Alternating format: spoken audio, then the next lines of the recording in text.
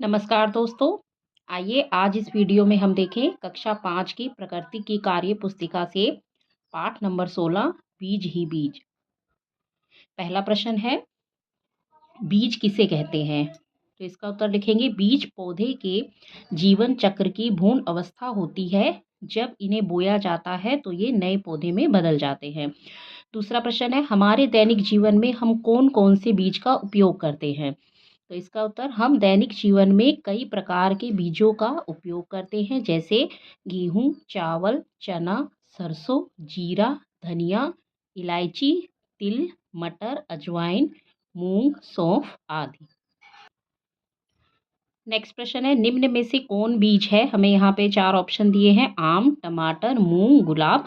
तो इसमें से है फ्रेंड्स सा ऑप्शन आ जाएगा जिसमें लिखा है मूंग, ये एक बीज है। प्रश्न नंबर 4, नीचे कुछ फलों के नाम दिए गए हैं, उनमें से एक बीज वाले और एक से अधिक बीज वाले फलों के नाम को अलग करके लिखिए। यहाँ पे हमें कुछ फलों के नाम दे रखे हैं, तो जिसमें एक बीज होता है तो उसको इसमें लिख देंगे, एक से अधिक बीज वाले फल को इसमें लिख देंगे। तो एक बीज वाले फल हैं आम, लीची, खुबानी। एक से अधिक बीज वाले फल हैं पपीता, मटर, अमरूद, तरबूज, खरबूजा। अगला प्रश्न, ज्योति चने के कुछ बीजों को पानी में भिगोती है, कुछ घंटे बाद कुछ बीज पानी के ऊपर तैरते हैं, वह सोचती है ऐसा क्यों हुआ होगा? आप उसे क्या समझाओगे? तो इसमें लिखेंगे, बीज खराब या क्षतिग्रस्त होने के कारण पानी के ऊपर तैरते हैं, ऐसे बीज बोने पर अंकुरित नहीं होते हैं। अगला प्रश्न, नीचे 2 बीजों के चित्र दिए गए हैं, आप इन दोनों बीजों में क्या अंतर देख पाते हैं, लिखें। तो यहाँ पे हमें 2 तरह के बीज दे रखे हैं। देखिए ये गेहूं का चित्र बना है, यहाँ पे हमें ये मटर दिखाई गई दी है, मटर का चित्र बना हुआ है। तो इसमें हम अंतर लिखेंगे, गेहूं क्या होता है, ये एक बीजपत्री होता है, जबकि मटर द्विबीजपत्री होता है। और बीज का, गेहूं का जो बीज होता है ये सख्त होता है, जबकि मटर का नरम। यहाँ पे जो ये मटर दिखाई गई है इसका हमें नरम बीज दिखा रखा है, तो इसलिए हमने यहाँ पे इस अंतर को लिख दिया है। अगला प्रश्न है, नीचे दिए गए बॉक्स में बीज के चित्र अंगों का चित्र बनाइए और बीज के अंगों के नाम एवं कार्य लिखिए। यहाँ पे हमने एक ही बीज बनाया है, तो यहाँ पे इसका जो ये बिल्कुल ये किनारी का हिस्सा है ये, तो ये है बीज आवरण, और अंदर का हिस्सा ये है भ्रूण, और ये अंदर ये जो दिख रहा है ये हिस्सा ये है बीजपत्र, यानी कि भ्रूणपोष। तो आइए अब इसके लिखते हैं कार्य। बीज के अंगों के नाम हमने लिखे हैं, मूलांकुर या फिर भ्रूण। तो इसका काम क्या क्या होता है, इसका काम होता है अंकुरण में सहायक होना। फिर बीजांड भ्रूणपोष, इसका कार्य होता है भ्रूण को भोजन प्रदान करना। और तीसरा है बीज आवरण, इसका कार्य होता है बीज को सुरक्षा प्रदान करना। नेक्स्ट पेज पे प्रश्न है, नीचे दिए गए बीजों को एक बीजपत्री और द्विबीजपत्री में वर्गीकृत कीजिए। यहाँ पे हमें कुछ ऑप्शंस दिए हैं, आम की गुठली, ज्वार, मटर, चावल, सरसों, गेहूं, चना, बांस, खजूर, मक्का, मूंग। तो जब हम इनको वर्गीकृत करेंगे तो एक बीजपत्री में आ जाएगा ज्वार, चावल, गेहूं, बांस, खजूर, मक्का। और द्विबीजपत्री में आएंगे बीज हमारे मटर, सरसों, चना, मूंग, आम की गुठली। आम की गुठली का देखिए, अगर हम फल की बात करते हैं तो वो एक बीज वाला फल होता है आम, यानी कि उसमें एक गुठली निकलती है। लेकिन जब हम बीज पत्र की बात करते हैं तो उसमें जब हम उस गुठली को खोलते हैं तो उसके वो 2 हिस्से अंदर से होते हैं, इसलिए हमें इसको एक बीजपत्री में ना लेकर के द्विबीजपत्री में हम इसको लिखेंगे। अगला प्रश्न है, एक बीजपत्री और द्विबीजपत्री में अंतर बताइए। तो एक बीजपत्री ऐसे बीज जिनमें एक बीजपत्र पाया जाता है तो वो एक बीजपत्री कहलाते हैं। हम इनके उदाहरण लिख देंगे, तो कुछ उदाहरण इसके लिखते हैं, गेहूं, चावल, लीची, आम, खजूर आदि। और द्विबीजपत्री में है ऐसे बीज जिनमें 2 बीजपत्र पाए जाते हैं, वे द्विबीजपत्री कहलाते हैं, जैसे मटर, चना, मूंग, राजमा, दालें, सेम आदि। अब अगला प्रश्न है, आकृति के आधार पर बताएं कि बीज के अंकुरण के दौरान निम्नलिखित में से कौन सबसे पहले विकसित होता है। तो देखिए ये हमें यहाँ पे 2 चित्र दे रखे हैं, यहाँ पे हमें एक पूरी ही प्रक्रिया दिखाई गई है, किस तरह से एक बीज अंकुरित हो रहा है, छोटा सा पौधा निकल रहा है। तो इसमें हमें बताना है कि सबसे पहले क्या विकसित होता है। तो सबसे पहले जब हम देखते हैं कि जड़ जो होती है वो सबसे नीचे अपना काम शुरू करती है, जब जड़ उसमें आती है तभी बाहर ज़मीन के बाहर धीरे धीरे पौधा निकलता है। तो इसलिए सबसे पहले कौन विकसित होता है, तो इसमें आंसर आ जाएगा जड़।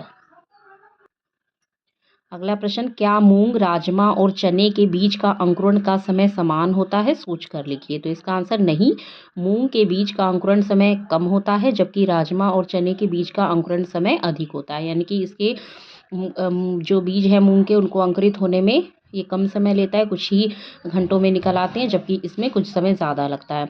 अगला प्रश्न, क्या पॉलिश किए हुए बीज में अंकुरण होगा और क्यों? तो इसका उत्तर हम लिखेंगे हाँ, क्योंकि इन बीजों में भी अंकुरण की क्षमता होती है व इन्हें आवश्यक तभी सभी तत्व प्रदान करके हम अंकुरित कर सकते हैं। आवश्यक तत्व यानी कि पानी, जैसे हवा, पानी, मिट्टी, ये सब कुछ जब मिलते हैं तो ये बीज भी अंकुरित हो जाते हैं। और जो इस पे पॉलिश की गई है वो इस तरह से नुकसानदायक ना हो। तो कुछ पॉलिश ऐसी भी होती है कि जो बीजों के फायदेमंद के लिए उस पर करी जाती है, तो इस तरह से ये बीज भी अंकुरित होते हैं। अगला है, बीज से पौधे बनने के लिए निम्न में से किसकी आवश्यकता होती है? पानी, सूर्य प्रकाश, मिट्टी, हवा। तो हमें इन सभी की ज़रूरत होती है, तो इसलिए हम इसमें ऑप्शन लिख देंगे द, यानी कि उपरोक्त सभी। राशि ने पानी, हवा, गर्मी एवं प्रकाश देकर कुछ मूंग के बीज अंकुरित किए और इसके विभिन्न चरणों की तस्वीर भी ली, जो नीचे दिए गए चित्र में दिखाई गई है। देखिए यहाँ पे कुछ हमें जो चित्र दिए गए हैं मूंग के बीज हैं, उसमें जब ये छोटा छोटा ये अंकुरित हो जाते हैं तो इसका चित्र भी दे रखा है। तो देखिए क्या पूछा गया है, वह भाग जो भूमि के ऊपर विकसित होता है उस पर निशान लगाइए। इसकी एक पत्ती जैसी संरचना होती है, यह जड़ों के दिखाई देने के बाद दिखाई देगी, यह हरे रंग का होता है। तो इस तरह से हमें ये सारे ही पॉइंट सही लगते हैं, तो हम ये द लगा देंगे, यानी कि उपरोक्त सभी। अगला प्रश्न, जॉन ने निम्नलिखित बीजों को एक गीली रुई पर रखा, इनमें से कौन से बीज अंकुरित होंगे? यहाँ पे हमें 3 तरह के बीज दिखा रखे हैं, चना है, मूंगफली है, राजमा है। तो जब इनको गीली रुई के संपर्क में दिया जाएगा और आवश्यक तत्व मिलेंगे तो इस तरह से यहाँ पे क्या होगा, ये सभी बीज अंकुरित हो जाएंगे। तो इसलिए हमने इसमें द लगाया है, यानी सभी, अ, ब, स। अगला प्रश्न देखें, नीचे चित्र में अलग अलग परिस्थितियां दी गई हैं, उनको देखकर नीचे दी गई सारणी को पूरा कीजिए।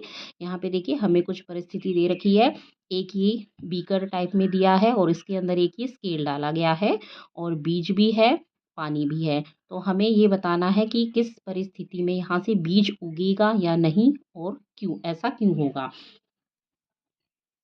पहले में देखते हैं, पहली परिस्थिति में क्या है, जो बीज है वो पानी के अंदर डूबा हुआ है, पानी है, स्केल है। तो यहाँ पे बीज क्या होगा, ये नहीं उगेगा। और क्यों? क्योंकि बीज को हवा नहीं मिल रही है, क्योंकि ये बीज को पूरी तरह से पानी में ही डुबो दिया गया है। दूसरी परिस्थिति में क्या है, बीज यहाँ पे दे रखा है, बीज है जो पानी के थोड़ा संपर्क में है और यहाँ से उसको पानी भी मिल रहा है और ऊपर से यहाँ इसको हवा भी मिल रही है। तो इस परिस्थिति में हम बताएंगे कि बीज अंकुरित होगा, तो लिख देंगे हाँ। क्यों? क्योंकि बीज को सभी आवश्यक तत्व यानी हवा, पानी, प्रकाश सब मिल रहे हैं। इस तरह से अंतिम परिस्थिति दे रखी है। तो यहाँ पे देखिए, यहाँ पे जो बीज है इसको बिल्कुल ऊपर दिखाया गया, यानी कि यहाँ इसका पानी से संपर्क नहीं हो पा रहा है।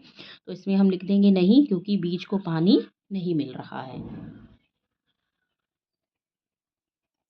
अब है प्रश्न नंबर यहाँ से पर 2।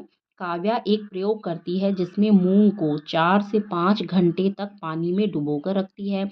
अब वह आधे मूंग को फ्रिज में रख देती है और शेष बचे हुए मूंग को गमले में बो देती है। तो कौन से बीज अंकुरित नहीं होंगे और क्यों?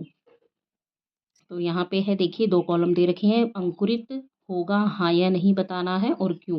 तो फ्रिज में रखे मूँग क्या होंगे, ये अंकुरित नहीं होंगे। क्यों नहीं होंगे? क्योंकि हमें पता है कि किसी बीज को उगने के लिए एक आवश्यक तत्व चाहिए होते हैं। जब उनमें से कोई एक आवश्यक तत्व नहीं अगर मिलता है तो बीज अंकुरित नहीं होते हैं। तो जब फ्रिज में बीज रखे होंगे तो वहाँ पे मूँग को सभी आवश्यक तत्व हवा, पानी, प्रकाश नहीं मिल पाएँगे, इसलिए वो अंकुरित नहीं होंगे।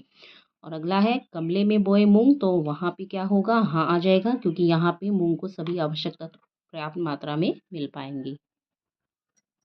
अगला प्रश्न, ममता उन कारकों के बारे में जानना चाहती है जो बीज को पौधा बनने के लिए प्रभावित करते हैं। इसके लिए उसने इस प्रकार प्रयोग किया। प्रयोग 1, गमले में कुछ बीज बोने के बाद उसे एक कमरे में रखकर नियमित और पर्याप्त पानी देती है। प्रयोग 2 में गमले में कुछ बीज बोने के बाद उसे धूप में रखती है लेकिन पानी नहीं दे रही। और प्रयोग 3, कुछ बीजों को पानी में भिगोकर फ्रिज में रखती है। प्रयोग 4, कुछ बीजों को गमले में बोने के बाद नियमित रूप से पानी और धूप देती है। देखिए क्या प्रश्न है, उपरोक्त में से किस प्रयोग द्वारा बीज अंकुरित होंगे? इस प्रयोग से वह क्या साबित कर सकती है? तो हमने यहाँ पे देखा प्रयोग 4 में वो बीजों को गमले में बोती है और उसको नियमित रूप से पानी और धूप सब देती है, यानी कि उसे यहाँ पर तीनों आवश्यक तत्व यानी मिट्टी, पानी और धूप तीनों मिले, तो इस तरह से प्रयोग 4 द्वारा बीज अंकुरित होंगे और इससे यह साबित होगा कि बीज के अंकुरण के लिए हवा, पानी, धूप सभी आवश्यक तत्व ज़रूरी होते हैं।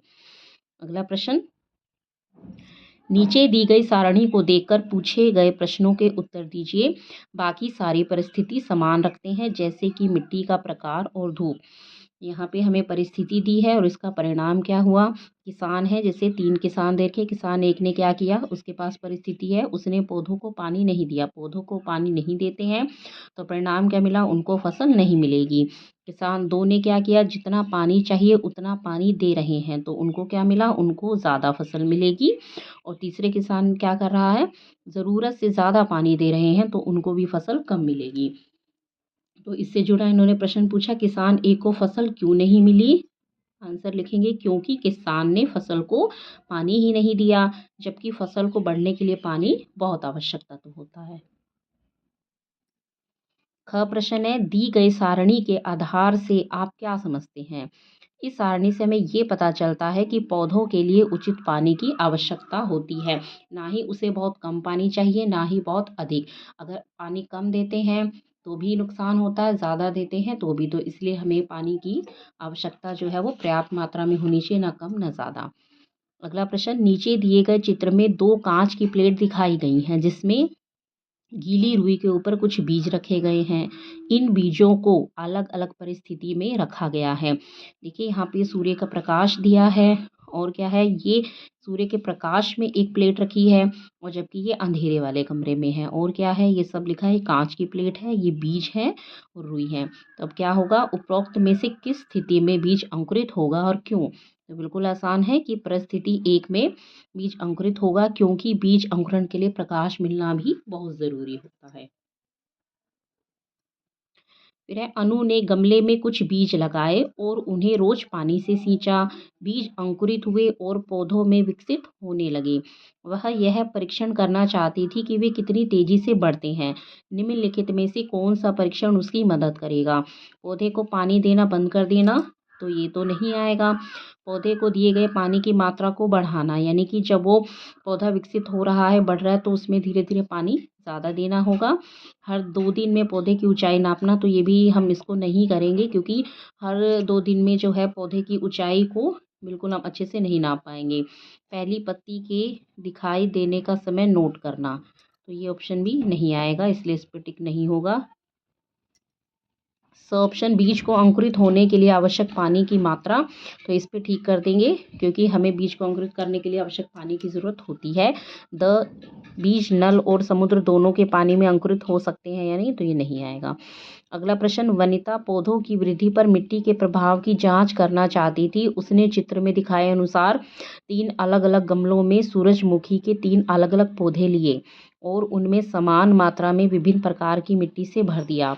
उसने सभी गमलों में समान मात्रा में पानी मिलाकर गलियारे में रख दिया ताकि उन्हें धूप मिल सके। क्या वह इस प्रयोग से पौधों की वृद्धि में मिट्टी के प्रभाव का ठीक से परीक्षण कर पाएगी? तो यहाँ पे 3 गमले दिए हैं, तो इसमें क्या किया है, उसने 3 अलग अलग गमलों में अलग अलग तरह की मिट्टी ली है। तो यहाँ पे ऑप्शन हाँ, क्योंकि उसने तीनों पौधों को एक ही स्थान पर रखा, नहीं क्योंकि तीनों गमलों में एक ही प्रकार की मिट्टी लेनी चाहिए, ये ऑप्शन यहाँ पे सही होगा। क्योंकि यहाँ पे जब अगर मिट्टी का परीक्षण करना है तो उसको मिट्टी तीनों गमलों में एक सी लेनी चाहिए थी, इसलिए हम इसमें ब में कर देंगे।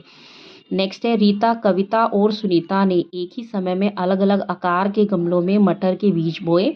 बीजों को मिट्टी से 1 सेंटीमीटर नीचे बोया गया। वे प्रतिदिन उन गमलों में पानी देती थी। तो मटर का पौधा सबसे पहले किसके गमले में दिखाई देगा?